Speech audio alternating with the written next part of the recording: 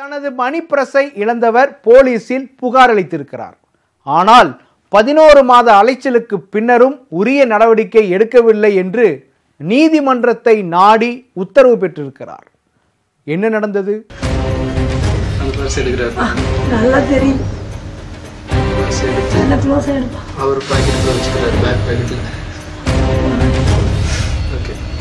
தனியார் மருத்துவமனை ஒன்றில் சிகிச்சைக்காக வந்த நபர் அங்கு இருக்கையில் கிடந்த மணிப்பர்ஸை திருட்டுத்தனமாக தனது பேன் பாக்கெட்டுக்குள் வைக்கும் காட்சிகள் இவை.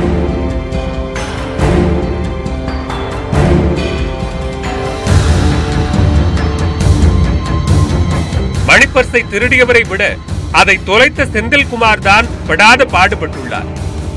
என்ன நடந்தது செந்தில்குமாருக்கு? சென்னை ஐயப்பன் தாங்கலை சேர்ந்தவர் செந்தில்குமார்.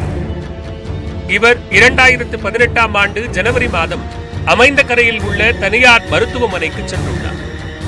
அங்குள்ள இருக்கையில் இவரது மணிப்பர்ஸ் நழுவி விழுந்துள்ளது.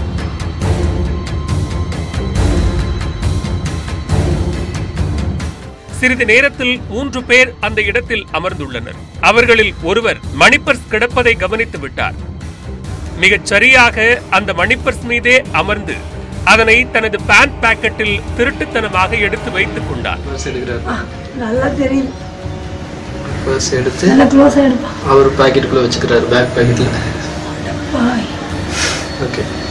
தனது மணிப்பர்ஸை இழந்த செந்தில்குமார் மீண்டும் அதே இடத்திற்கு வந்து தேடி பார்த்துள்ளார். அப்போது அந்த நபர் எதுவும் தெரியாதது போல இருந்து கொண்டார்.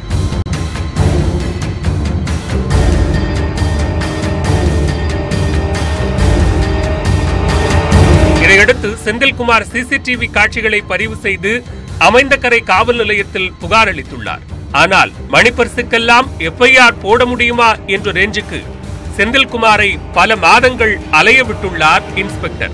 K3 அமைச்சகர போலீஸ் ஸ்டேஷன்ல ஒரு புகார் கொடுக்குறேன். புகார் கொடுத்து ஈவன் சிசிடிவி ஃபுட்டேஜை வந்து சிடிலையும் அவருக்கு வந்து கிடைக்கிற அளவுக்கு ஏற்பாடு பண்ணுறேன். ஆனால் வந்து இன்ஸ்பெக்டர் எந்த நடவடிக்கை எடுக்காம காலம் தாழ்த்தினார். அவர்கிட்ட வந்து கம்ப்யூட்டர் இல்லை, அதனால் அந்த சிடியில் இருக்கிற சிசிடிவி ஃபுட்டேஜை வந்து பார்க்க முடியல, அதனால என்னோட லேப்டாப்பும் பென்ட்ரைவும் கேட்டிருந்தாரு. கமிஷனர் அலுவலகத்திலாவது தனது புகாரை கண்டுகொள்வார்கள் என்று போன செந்தில்குமாருக்கு அங்கும் ஏமாற்றமே மிஞ்சியது. நாடினார் செந்தில்குமார். நீதிமன்ற உத்தரவின் பேரில் நவம்பர் இறுதியில் எஃப்ஐஆர் பதிவு செய்யப்பட்டது. எஃப்ஐஆர் வேண்டுமானால் பதிவு செய்யலாம், ஆனால் குற்றவாளியை நாங்கள் தான் கண்டுபிடித்தாக வேண்டும் என்ற மனநிலையில் உள்ள காவல்துறை இன்று வரை நடவடிக்கை எடுக்கவில்லை என்கிறார் செந்தில்குமார். நான் வந்து கமிஷன் ஆஃபீஸை அப்ரோச் பண்ணியிருந்தேன். அங்கேயும் எனக்கு வந்து முறையான நீதி கிடைக்கல. ஸோ அதுக்கப்புறம் நான் என்ன பண்ணேன், 5th court Egmore judicial magistrate கிட்ட முறையிட்டேன். அங்கே வந்து இது எனக்கு வந்து என்னுடைய கேஸை விசாரித்து எனக்கு எஃப்ஐஆர் டைரக்ஷன் கொடுத்துருக்காங்க. நவம்பர் எண்டில் வந்து எனக்கு எஃப்ஐஆர் டைரக்ஷன் கொடுத்துருக்காங்க. ஆனால் இது வரைக்கும் 2 மாதம் ஆகுது. இது வரைக்கும் எந்த ஒரு சம்மனும் எனக்கு வந்து ஸ்டேஷன்லேருந்து வரல. எந்த ஒரு நடவடிக்கை என்னுடைய புகார் மீது எடுக்கலன்னு தெரியுது. குற்றவியல் சட்டத்தில் சொல்லப்படாத சிஎஸ்ஆர் முறையிலும் பொதுமக்களுக்கு தீர்வுகள் கிட்டவில்லை என்பது மற்றொரு கசப்பான உண்மை. சிஎஸ்ஆருக்கே பொதுமக்கள் பலமுறை காவல் நிலையங்களுக்கு அலைந்து திரிய வேண்டியுள்ளது என்பதுதான் உண்மையில் கள நிலவரமாக உள்ளது.